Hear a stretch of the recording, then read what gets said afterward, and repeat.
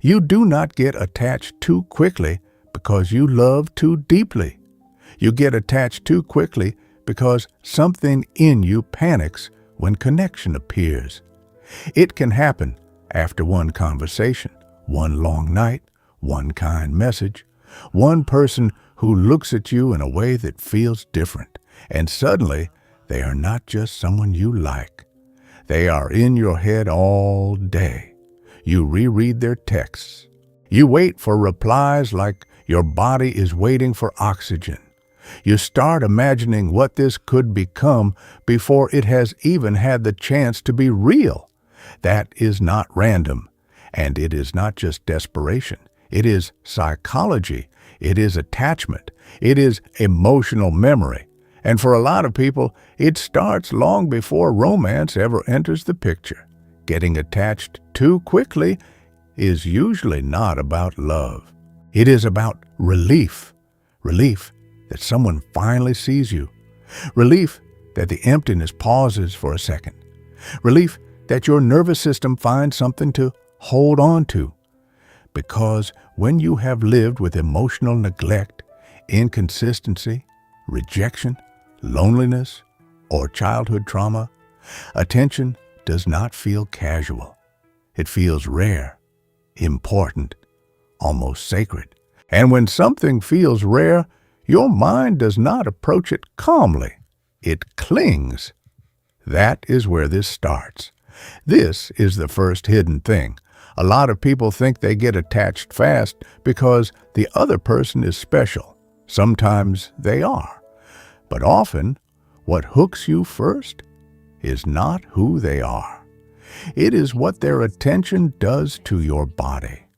You feel lighter, more alive, less numb, less alone.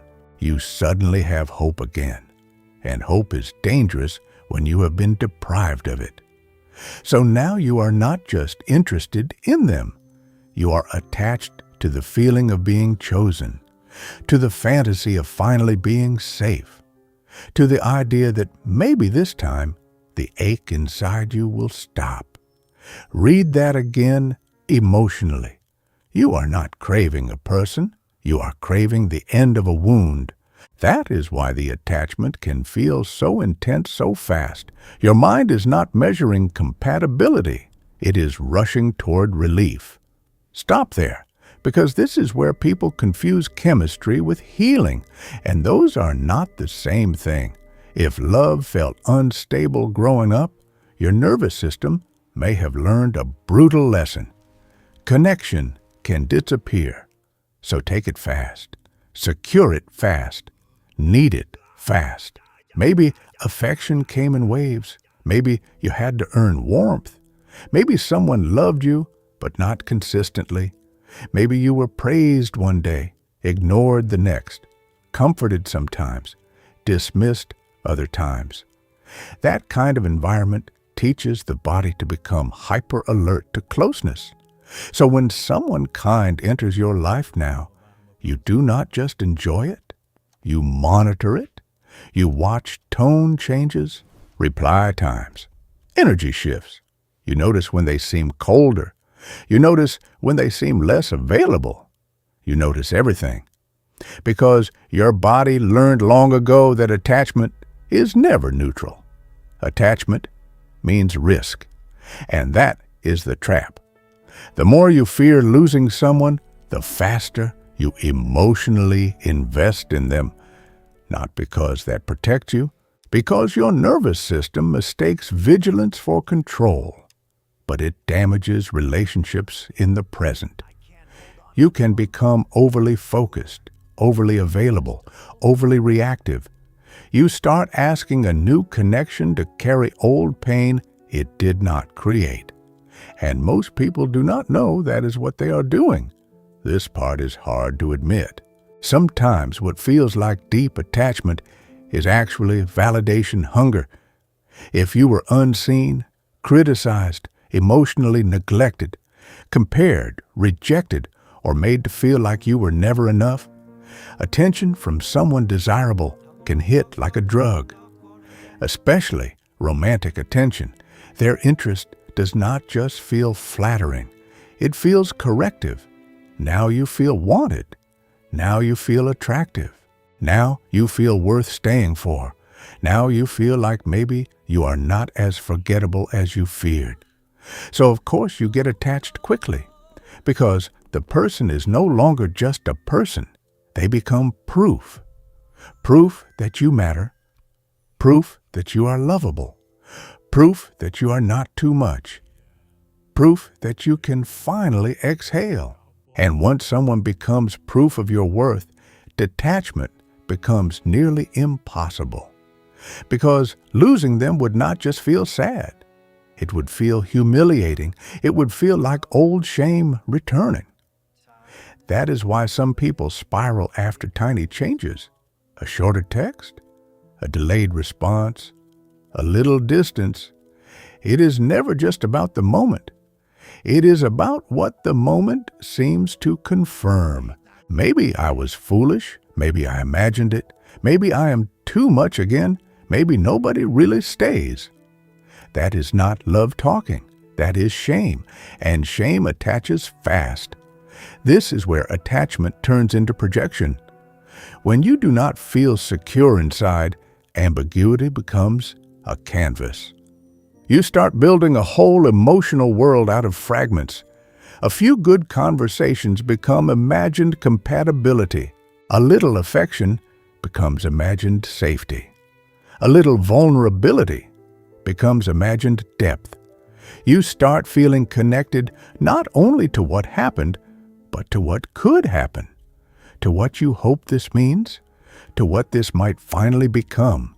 And the fantasy moves faster than the facts. So now you are attached to a version of the relationship that does not exist yet. Maybe it never will, but your body responds as if it is already real. You feel anticipation, fear, possessiveness, longing, even grief, all before the relationship has actually formed. Why? Because fantasy is often the mind's attempt to outrun uncertainty. If it can complete the story early, it does not have to sit in the discomfort of not knowing. But this creates a painful consequence. You stop seeing the person clearly. You stop asking whether they are actually consistent, emotionally available, honest, or capable of healthy love. You just keep feeding the emotional image. And then when reality breaks that image, the pain feels disproportionate. It is not disproportionate. You were not losing one person. You were losing the future your wounded self built around them. Not always dramatic, not always obvious, but real. Trauma does not only make people avoid love, sometimes it makes them fuse with it too quickly. Why? Because trauma can leave a person with a chronic feeling of internal danger, restlessness, numbness, emptiness, the sense that something is missing, but never fully named. Then someone enters and brings intensity, attention, desire, unpredictability, or emotional charge, and suddenly your system wakes up. You call it connection. But sometimes what you are feeling is activation. Your body gets flooded. You think about them constantly. You feel pulled toward them. You ignore red flags. You confuse obsession with intimacy because both feel consuming. This is especially common when calm love feels unfamiliar, when healthy affection feels too quiet, when toxic inconsistency feels more convincing than stability. Because your nervous system is not asking, "Is this good for me?" It is asking, "Does this feel like something I already know?" And pain that feels familiar often gets mistaken for love. That is the cruel part. The wound does not only hurt you, it can choose for you. Here is the deeper reason this pattern repeats. Getting attached too quickly can become an identity strategy. Not just a feeling, a strategy. If you attach fast, fantasize fast, invest fast, and emotionally merge fast, then for a little while, You do not have to feel your original emptiness. You do not have to sit with loneliness. You do not have to face the old abandonment fear. You do not have to confront the part of you still starving for love. The attachment becomes anesthesia. That is why letting go can feel terrifying even when the situation is bad for you, even when they are inconsistent, even when you know this is hurting you, because the person is no longer just a person. They are functioning like emotional pain medication. And when that disappears, all the old ache comes back at once. That is why some people do not just miss someone. They collapse after them, not because the relationship was so deep, but because it was covering something deeper. This changes everything, because now the question is not, why do I get attached so fast? The real question is, what pain feels unbearable when I am not attached to someone? That is where the truth lives, not in the texting pattern, not in the breakup, not in the crush, in the wound underneath. So why do you get attached too quickly? Because attention feels like safety. Because inconsistency trains your body to grip. Because validation feels like love when shame runs deep. Because fantasy moves faster than reality. Because trauma can make intensity feel intimate. Because being chosen can temporarily silence an old abandonment wound. None of that makes you weak, but it does make you vulnerable. And healing starts when you stop romanticizing the attachment and start listening to what it is trying to soothe. Because the truth is, you were never too much for attaching fast. You were carrying too much pain into places where you hoped love would remove it. And love cannot heal what you refuse to name. It can only expose it.